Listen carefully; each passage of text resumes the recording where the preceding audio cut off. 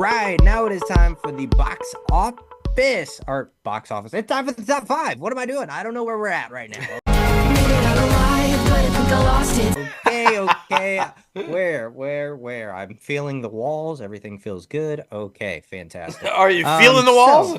Yeah, I don't know. You got a little too excited about the happy ending, my friend. I did. It was crazy, man. It was crazy. But this week's top five is top five favorite box office bombs. Man, oh man. We talked about this a little bit earlier in a earlier episode, but man, I think this one's going to be fun. These are some fun films that just definitely did not get the recognition that they deserved. Maybe they got it a little bit later when it went to VOD or things like that, but we'll talk about them, man. Number five for me goes to Grown Ups 2. Adam Sandler and his group of guys just having a whole bunch of fun, man. The first one was very successful, like probably his most mainstream successful film ever to hit the box office. Yeah, without doubt. Then the second one comes out and it didn't do well at all at the box office. But then when it came out to VOD or Family Video or Blockbuster, because I think this was around that time when those were still around, it was very good. I remember renting it and bringing it home, and I was very happy with it. So I don't know why it didn't. I wasn't engulfed in the film industry like I am now when that film came out. But again, I think this film could have done way better. But there's all sorts of politics that go behind the scenes when it comes to marketing a film and distributing a film. So number five for me goes to Grown Ups 2. I agree with everything about that. That's another one of those things where the first one was a hit, you didn't need the second one. Just stop. Yeah. Hollywood sometimes banks on, we need more money, so let's try this again, and it doesn't work sometimes. My number five, you would think out of the gate, would be great. It's a suspense kind of horror thriller. It's got Jennifer Lawrence, it's Javier Bardem, Ed Harris, Michelle Pfeiffer. You're thinking, hit? Not. It cost a lot of money to make Boys and Girls and didn't make a lot of money at the box office. It's basically about this husband and wife. Oh, and Darren Aronofsky is like the writer and director who's had a good track record, but it's about a husband and wife who the husband's kind of old enough to be the dad of the wife, but they move into this old creepy house and then the adult sons come to live with them, and it starts getting really creepy. Then a doctor comes and it's a really weird plot that I think could have worked but didn't. It just, something didn't click and the audience was like, nah, we're good. And it kind of bombed. I think really, that's my opinion. I think this thing bombed because it was hard to follow. It just, in some points, didn't make sense. This is a classic example where you have a great director, a great writer, a great cast, and the story just didn't work. Maybe it was the editing. I don't know. But something didn't work right in this film, and it sucked. This is the one with Jennifer Lawrence, right? Yeah, Jennifer Lawrence, Javier Bardem. Like I said, this thing should have worked. It did not. No. And I want to say I stayed through it, but I could also maybe have said I walked out of this and finished watching it when it came on cable, on streamer. Yeah. I think that's more likely what happened, because this is a rough one. Even on a streamer, this is one where you would have to just step away from it and come back, and then step away from it and come back. It's not one where you're just glued and sit there. It's just not. My number five, Mother. Makes sense. I have never seen that one. Yeah, it's first time hearing about it. I'm sure I've seen the trailer, but yeah. Yeah, you don't want to see it. It's a waste of time. Don't do it. Yeah. Oh my goodness. My number four goes to Lightyear. Disney really dropped the ball on marketing this film, or how they anticipated or trying to approach marketing this film, because everybody thought this was just going to be like a Buzz Lightyear spinoff. Well, it's not Buzz Lightyear. It is a completely different astronaut that is he's the reason Buzz Lightyear was created. He was literally the inspiration behind the toy. So I think, we've talked about it multiple times on the show, and this was way back, so we'll bring it back up to try to refresh some people's memories. We should have seen in the trailers Andy sitting down in the movie theater about to watch this film with a Buzz Lightyear toy Yep. so that we could kind of connect the dots like, okay, this is the guy who inspired Buzz Lightyear or who was inspired by Buzz Lightyear or whatever. It was a good film. Like it wasn't bad at all. I mean, theatrically it was garbage. Like nobody was there. It's a Yep. kids movie. When we went to go see it, there was like no kids in the theater. So that was a big thing. And yeah, I think it was just a misstep on the marketing attempt because nobody really knew what the movie was about, which was unfortunate because like I said, it was a really good movie.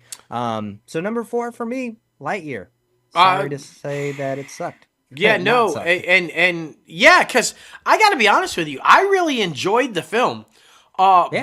But you know, we're big movie guys and huge movie fans, so the second you sit down and you're 5 minutes into the film, we could figure out the story. So you're like, okay, well, now this is what this is, right? Yeah. And that was the thing, because like you said, they even opened the movie with Andy watching the movie. So you had that. Why wasn't that used in the marketing to better explain the fact you had it? Like just use that to say this is what it is. This is the idea that we never saw that scene in any of the marketing of that film is where they tragically just misstepped and fell on themselves. It's like Yeah. it just didn't make sense.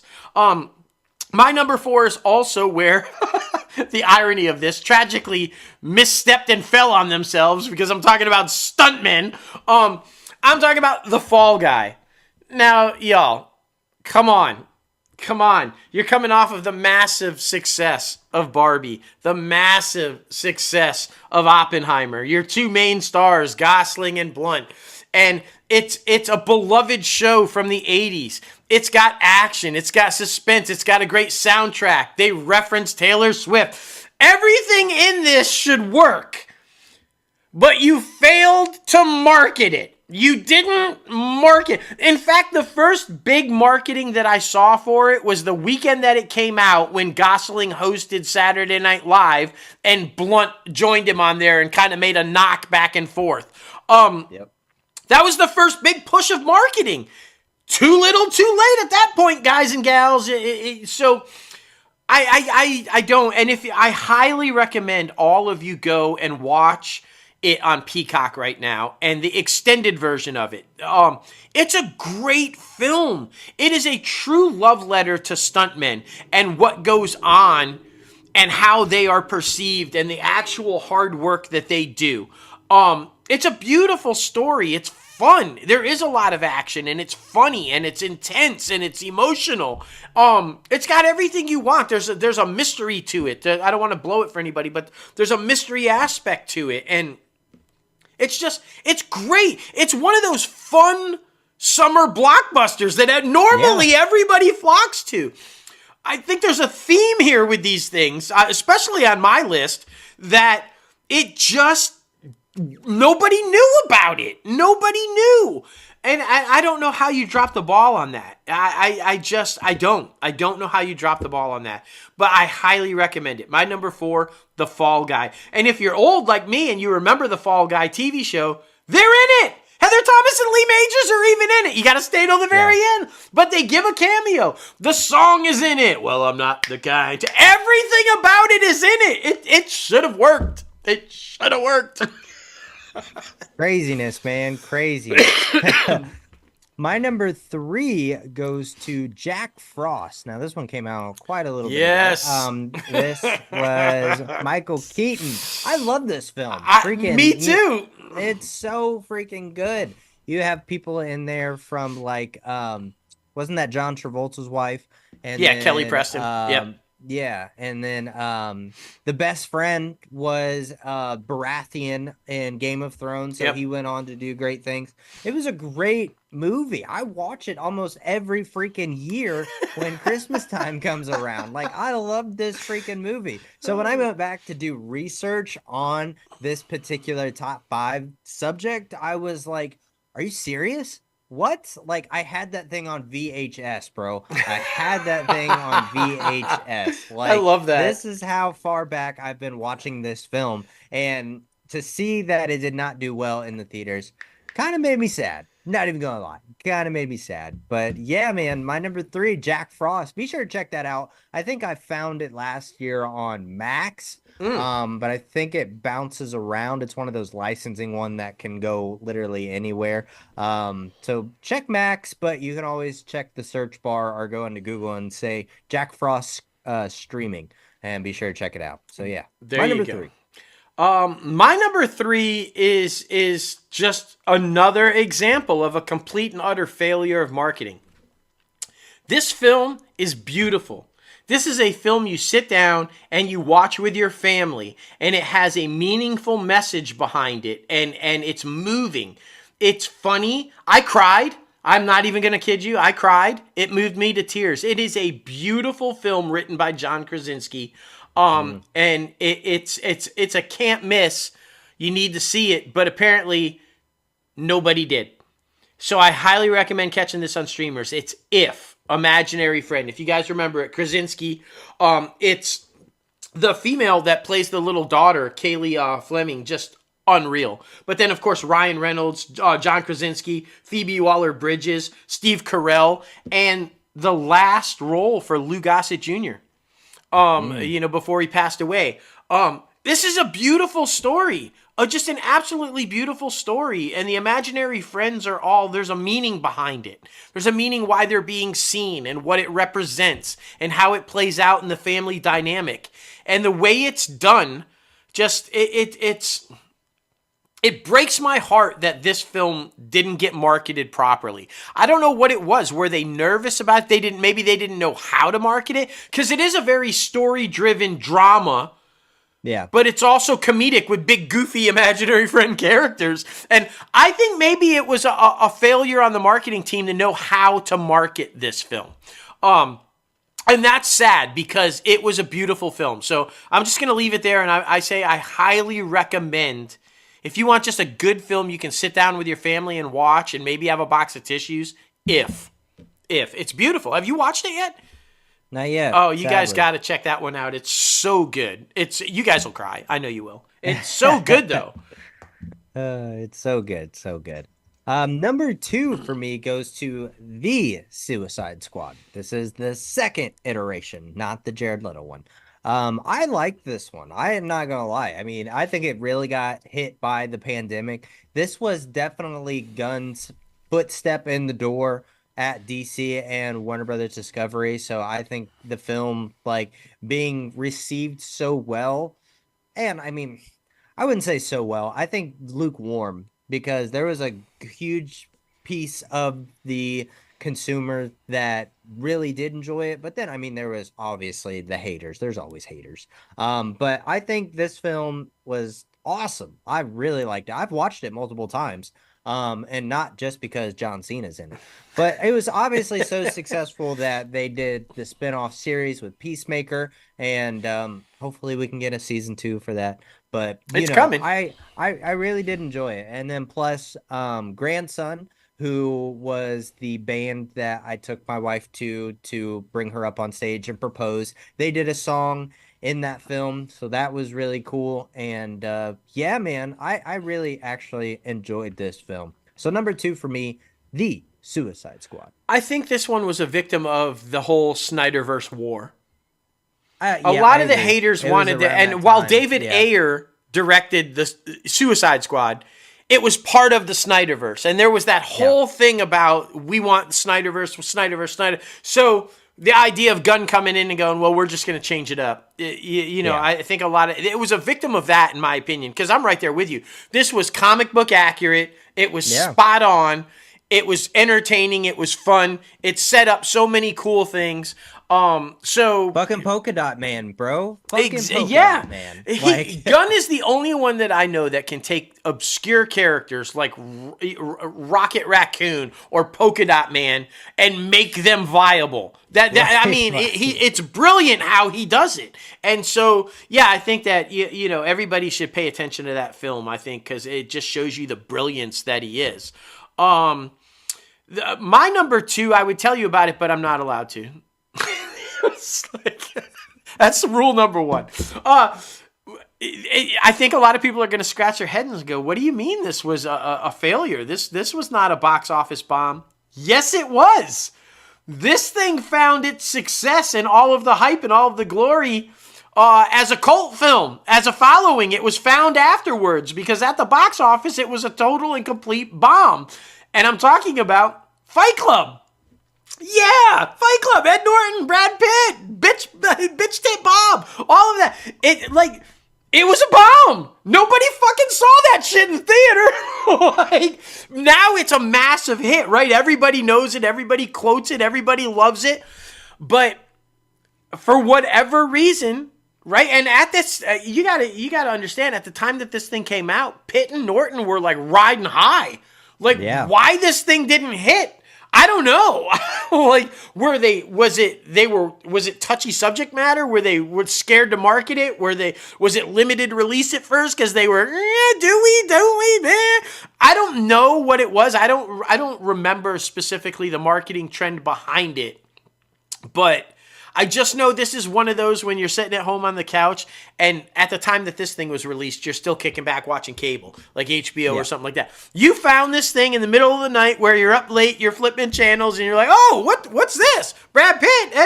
And then you're like, holy shit, this is amazing. Really good.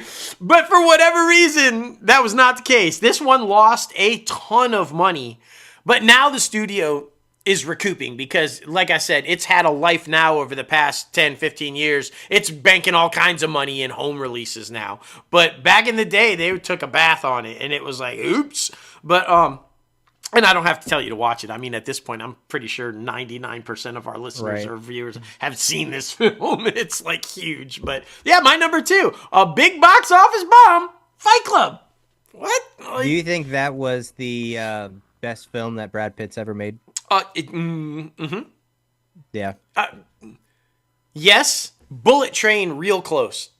Bullet yeah, and you know how I feel. I'm not a massive fan of Brad Pitt. Nothing against him. I'm just not like a huge fan of him. But I was really, I could talk all day about Fight Club, and I really liked Bullet Train. But I think Fight Club had a lot to do with David Fincher. Yeah, agreed. He's brilliant, and I think anything he does is brilliant, so it was hard not to have that thing. Plus, it's one of the rare films I didn't figure out. When the surprise twist comes, I was like, shit. Oh, yeah. And I'm normally really good at, but Fincher gets me sometimes, so you know. But I think that's probably, and if you think about it, Fincher with Seven. Yeah. See, now you're killing me. Now I would have to throw those 3 in: Fight Club, Seven, and Bullet Train. Yeah. But there you go. Yeah, I know, because I was trying to think. Because I mean, people always talk about Benjamin Button, you know, where he ages backwards. Yeah. So I'm like, why? I wasn't really a fan fan of that. Like, I just, I didn't. Yeah, very weird. Very weird. Anyway, my number 1 goes to Honey Boy. Honey Boy, Shia LaBeouf's Honey Boy, talking about his life as a kid in a interesting relationship with his dad while he's trying to start his career as like a 12-year-old kid. Honey Boy really struck home with me because I felt like I could relate a lot to it with the relationship between myself and my father. So I always really enjoyed it because at the end of the day, even if a situation is really fucked up, you're still going to love that person because it's your dad, even though they make mistakes and do all of these crazy things. But it was really well acted. Shia LaBeouf did an amazing job playing his own dad.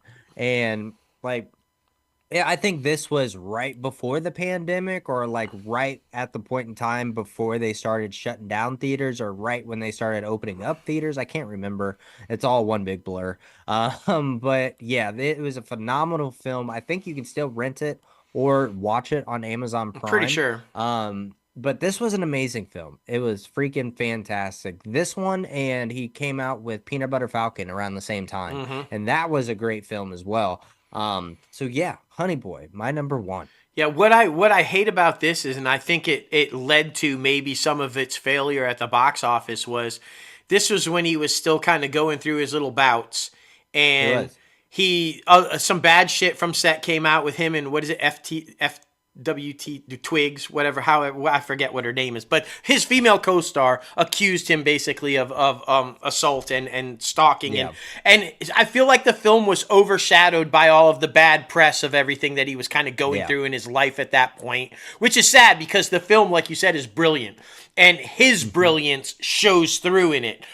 Same with Peanut Butter Falcon. I've been a fan of his. Obviously, I was not watching Disney shit unless Emily was watching it, and Emily never caught on to Even Stevens. So, Yeah. the first that I saw of this young man was Project Greenlight with Matt Damon and Ben Affleck, and the movie The Battle of Shaker Heights with our boy Foggy from Daredevil and Yeah. Amy Smart.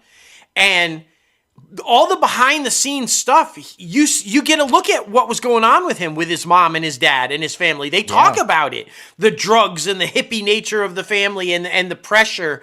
And they talk, but you also, in Project Greenlight and the making of that film, you see this kid's talent. You see that, you know, he's going to go on from this movie and be a big star. You can just, I highly recommend, if you can find that thing anywhere. I wish they would bring that back. I know they tried it with Issa Rae and it just failed. But I wish Equity, whatever the name of their company is, I wish they would bring it back and try again, because so good to watch the process of a movie being made, and then seeing how it's all done. I love that.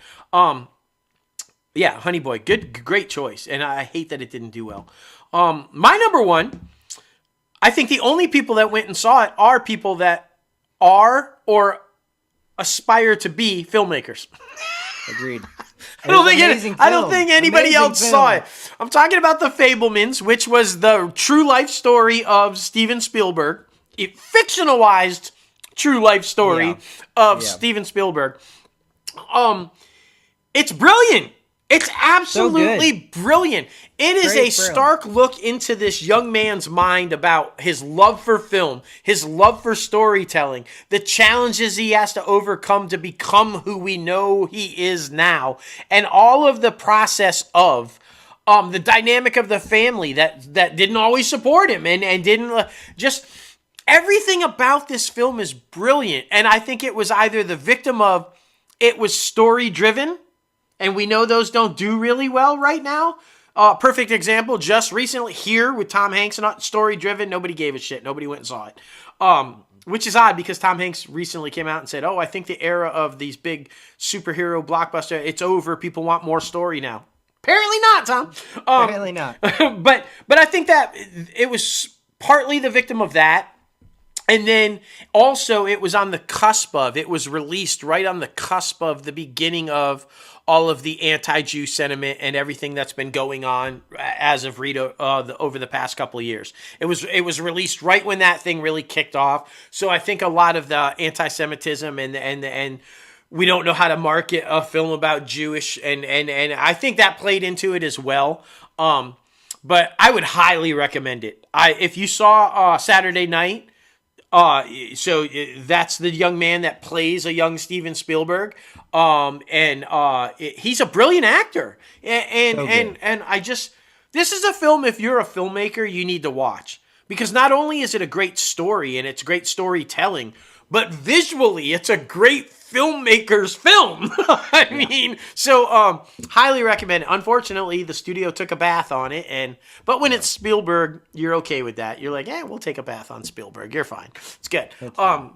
The Fabelmans, guys, check that. I mean, just stellar cast. Also, fuck, man, Michelle Williams and Seth Rogen, and just like so many good people in this thing. Like, what? Yeah, freaking the Riddler. Paul Dano. Yeah, yeah, Paul Dano is his dad, and it's just like creepy as fuck. I mean, he's a good creepy guy. Yeah. Paul Dano's a good creepy guy, man. It's just like almost every movie that I've thoroughly enjoyed Dano in, he's a total creeper. I mean, just like, except Dumb Money. He did really good in No, Dumb Money. that was totally off character from what you're normally used to seeing him in, and which is like, there you see his true talent, how awesome he is. Because normally he's just a creeper. You're like, I need a creeper. Dano. Call him up. Yeah, it's so funny, man. It is. Gabriel LaBelle, that's his name. Gabriel LaBelle, yes. the young man who played Steven Spielberg and Lorne Michaels. I mean, there you go. That on. tells you everything you need to know. Probably two of the most powerful Jewish men ever. I know, right? That's so freaking there you go. funny. Well, we want to know, what is your favorite box office bomb? Be sure to comment below in the YouTube comment section. Be sure to add us on X, Twitter, Threads, all the good places. Thank you for the fan interaction. Yes.